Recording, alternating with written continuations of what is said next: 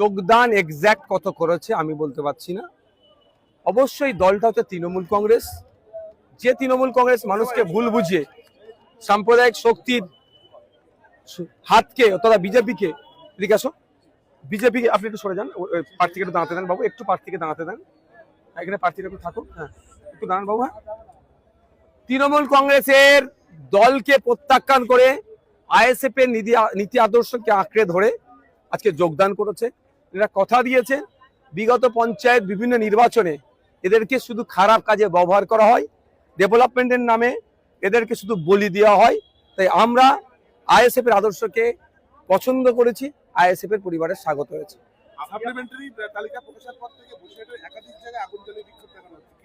স্বাভাবিক ব্যাপার, প্রোটেস্ট করাটা স্বাভাবিক ব্যাপার, আমাদের ডেমোক্রেটিক রাইট।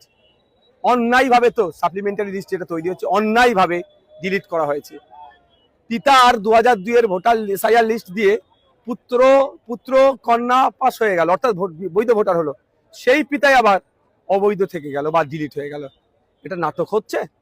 নির্বাচন কমিশনকে ইনশিওর করতে হবে। আমরা সুপ্রিম কোর্টে মামলা করেছি, কিন্তু পশ্চিমবাংলা সরকার এখনো পর্যন্ত সুপ্রিম কোর্টে মামলা করেনি।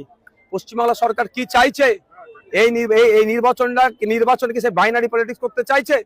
নির্বাচন কমিশন যদি এখনো সজাগ না হয় তাহলে কিন্তু আগামী দিনে বৃহত্তর আন্দোলন হবে গণতান্ত্রিক পক্ষে। আপনি আপনার বক্তব্যে বললেন যে তৃণমূল দলটি তৈরি করেছে বিজেপির গর্বে মমতা বন্দ্যোপাধ্যায়ের জন্ম, কি বোঝাতে চাইলেন বলুন তো? তৃণমূল কংগ্রেসের জন্ম হচ্ছে বিজেপির গর্বে। আমার কথা নয় এটা, আমার কথা এটা নয়। এ কথাটা কদিন আগে সিলমোহর দিয়েছে বিজেপি রাজ্য সম্পাদক শ্রমিক ভট্টাচার্য মহাশয়, যে লেবার রুমে যদি ওনাদের বর্ষিয়ান নেতারা না থাকতো তাহলে তৃণমূল নামক দলটা হতোই না।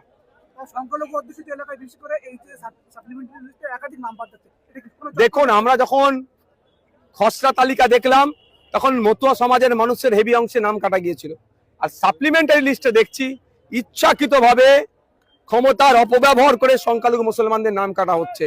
এই অন্যায় আমরা মেনে নেব না। এই অন্যায়ের বিরুদ্ধে মাঠে ময়দানে গণতান্ত্রিক প্রক্রিয়াতে লড়াই হবে। এই অন্যায়ের বিরুদ্ধে আইন আদালতও আইনি লড়াই চলবে।